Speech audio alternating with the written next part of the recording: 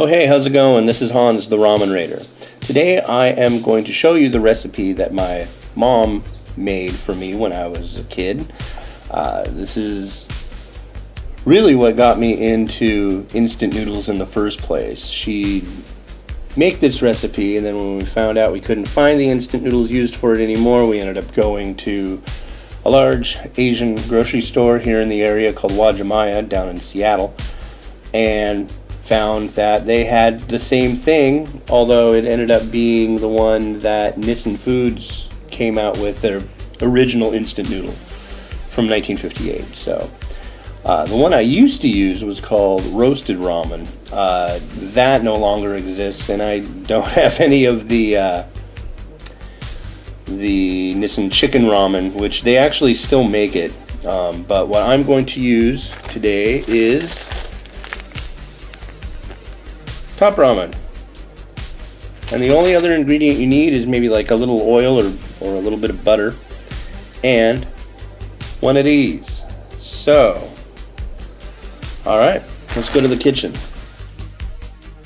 cups of water.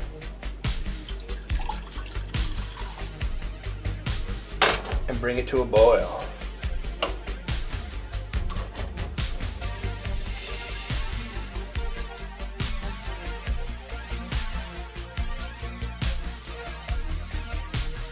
Alright, now that the water's boiling, we're going to add our noodles.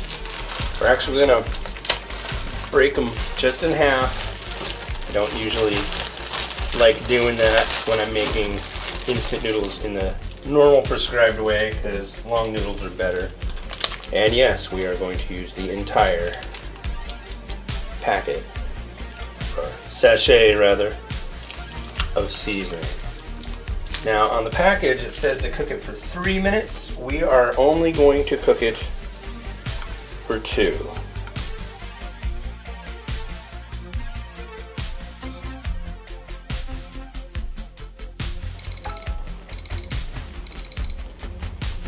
Alright, so our noodles are done. And it's time to drain them. Here's a little bit of cooking spray in there. Maybe not a little, but enough.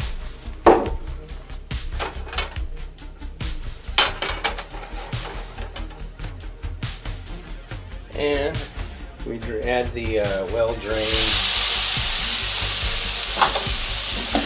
noodles. So we're gonna kind of cook these for a little bit.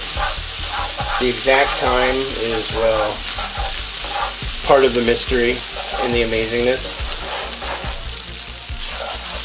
You kind of want them to get just to the edge of crispy.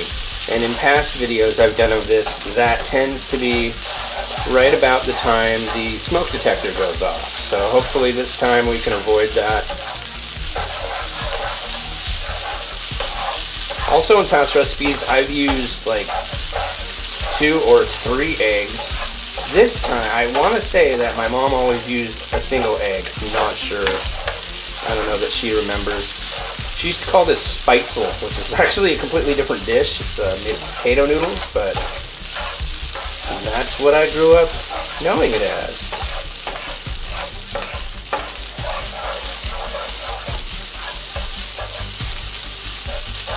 Keep the noodles moving. They don't stick as easily, which is a good thing.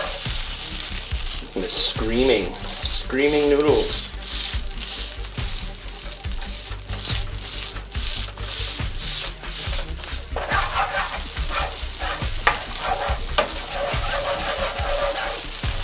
Technically at this point it's mee goreng because it's a fried noodle.